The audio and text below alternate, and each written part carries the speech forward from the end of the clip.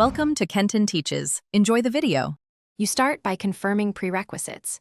Your PC runs Windows 10 or 11 with updates, and your phone can install Link to Windows. Once done, open Phone Link on the PC and choose Add a Phone. Make sure you sign in with the same Microsoft account.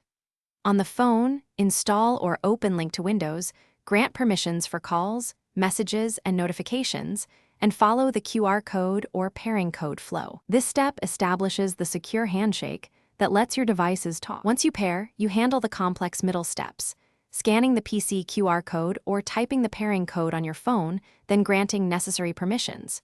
You need to allow contacts, messages, call access, notifications, and storage. These let phone link mirror things accurately.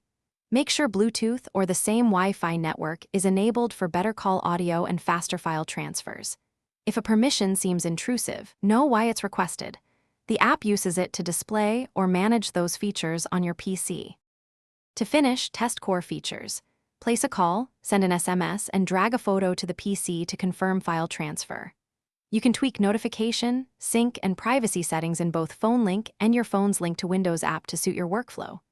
If something fails, restart both devices, confirm you're signed into the same account, and reopen the apps.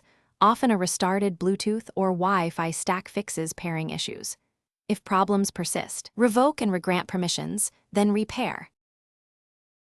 Thanks for watching. Please subscribe if this video was helpful.